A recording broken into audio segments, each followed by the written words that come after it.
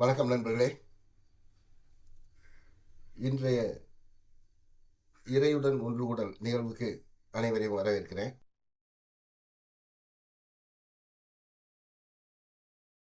நேற்று கலந்துரையாடலில் பேசும்போது தவம் தியானம் பண்ணுறதை பற்றி அவங்க எழிலரசி மற்றும் ஜெயக்குமார் இவங்கெல்லாம் பேசியிருந்தாங்க. நம்முடைய வழியில் சும்மா இருக்க கற்றுக்கிறது தான். சும்மா இருத்தல் அப்படிங்கிறது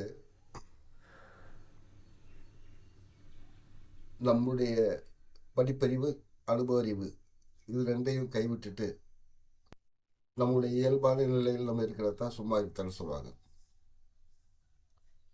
எந்த விதமான முயற்சியுமின்றி தன்னை உணரும் போது, தன்னை கவனித்து தன்னை மேம்படுத்திக்கும் போது அது சும்மா இருத்தல் நிகழ்வு.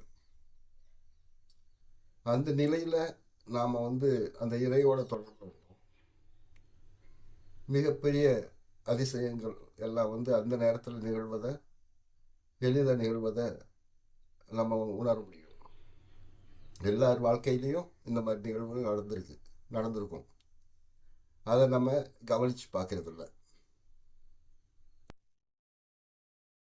வெறும் விருப்பமே ஒரு பெரிய செயலை நிகழ்த்தி காட்டிடும்.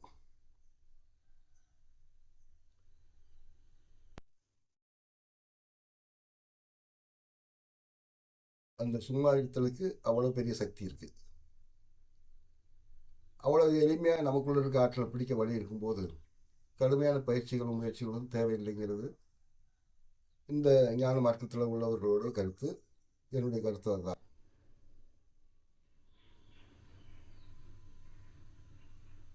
நம்ம முழுமையாக சும்மா இருக்கிறதுக்கு என்ன பண்ணணும்னா, எந்த முயற்சியும் செய்யாமல், நம்முடைய அறிவையோ உடலையோ பயன்படுத்தி எந்த முயற்சியும் செய்யாமல் நிகழ்வுகளை கவனிக்கிறது. நேற்றையோடு நாளைய தொடர்புபடுத்த தேவையில்லை, நேற்றையும் நாளையும் தொடர்புபடுத்த தேவையில்லை. நேற்று நினைத்து குற்ற உணர்ச்சிக்குள்ளாகிறதோ, நாளைய நினைத்து தயார் நிலையில் இருக்கிறதோ தேவையில்லை. இயல்பாக நிகழ்வில் அமைதியாக கவனிக்கும் போது, அமைதியாக செயல்படும் போது அதைத்தான் சும்மா இருத்தல் சொல்கிறது. சும்மா இருத்தல்ங்கிறது செயலற்ற நிலை கிடையாது. நீங்கள் செயல் செய்து கொண்டு இருக்கும் போதே கூட எந்த விதமான முயற்சியமற்ற செயலாக இருக்கணும். சீனாவில் இதை ஊ வி ஊ அப்படின்னு சொல்லுவாங்க, செயலற்ற செயல். நம்ம பெரியவங்களும் இதை பற்றி நிறைய குறிப்புகள் கொடுத்துருக்காங்க. எந்த முயற்சியும் இல்லாமல் செய்யக்கூடிய செயல் கொடுக்குற விளைவுகள் மிக அற்புதமான ஒரு விஷயமா இருக்கும். ஏன்னா அது இறை செயலாக இருக்கும். மலர் மருத்துவத்தில் ஒரு மருந்து இருக்கு, அது ஸ்வீட் செஸ்னட்னு சொல்லுவாங்க. அந்த மலர்லேருந்து செஞ்ச அந்த மருந்து என்ன பண்ணுறதுன்னா, நமக்கு அந்த இறைத்தன்மையை கொடுக்கும். அது எந்த நிலையில் அந்த மருந்து சிறப்பாக வேலை செய்யும்னா, கையறு நிலைன்னு சொல்லுவாங்க. கையறு நிலைன்னா எல்லாம் கைவிட்டு போயிடுச்சு, வேறு வழியே கிடையாது, டெட் எண்ட் அப்படிங்கிற நிலையில் அந்த மருந்து சாப்பிட்டோம்னா மிராக்குலஸாக எல்லா வேலைகளும் சிறப்பாக நடக்கும், நம்மளுடைய தேவைகள் பூர்த்தியாகும்.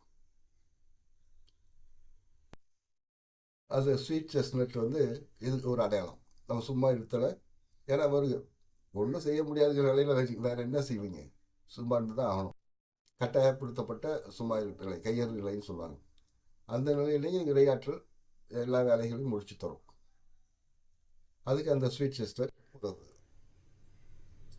நமக்கு கிடைத்த சிறு சிறு உதாரணங்களை வைத்துக்கொண்டு, அடையாளங்களை வைத்துக்கொண்டு, சாட்சிகளை வைத்துக்கொண்டு நமக்குள்ள இருக்கிற இறைத்தன்மையோடு இன்னும் நெருக்கமாக இணைவதற்கு நம்ம முயற்சி பண்ணுறோம்.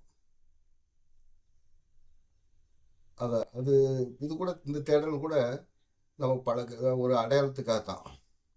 இந்த பற்றற்ற நிலையில் உள்ளவங்களை பற்றி நம்ம தெரிஞ்சுக்கிறது அந்த பற்றற்ற நிலைக்கு நம்மளை கொண்டு போகும். ஆஹ், அதுக்காகத்தான் தெரிஞ்சுக்கிறது ஒழிய இது கட்டாயம் கிடையாது. இந்த மாதிரி விஷயங்களை எல்லாம் தெரிஞ்சு இயல்பா அமைதியா பொறுமையா கவனிக்க பழகுவோம். நல்லது நண்பர்களே, இன்றைய இரையாற்றல் பகிர்வில் துவங்கலாம். மென்மையாக கண்களை மூடி தளர்வாக இருங்க. வசதியான இருக்கையில் இருந்துக்குங்க. முத்திரைகள் எதுவும் தேவையில்லை. இயல்பாக உங்களை கவனிங்க. உங்களுக்குள்ள இருக்க ஆற்றலை கவனிங்க. உங்களுக்குள்ள வந்து சேரக்கூடிய இரையாற்றலை கவனிங்க. நல்லது நண்பர்களே, துவங்கலாம்.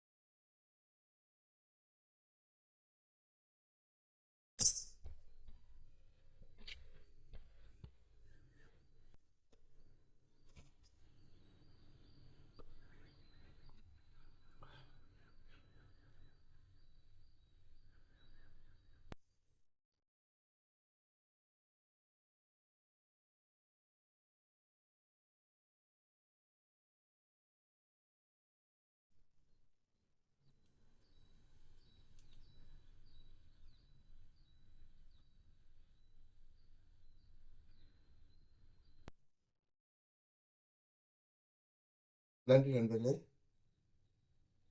இன்றைய இரையாற்றல் பகிர்தலில் என்னோட கலந்துக்கிட்ட அனைவருக்கும் நன்றி. நமக்குள்ள இருக்கிற அந்த ஆற்றலோட நம்ம தொடர்பை வலுப்படுத்திக்கிறது மிக சிறப்பான ஒரு நன்மை தரும். நல்லது நண்பர்களே, நாளை சந்திப்போம்.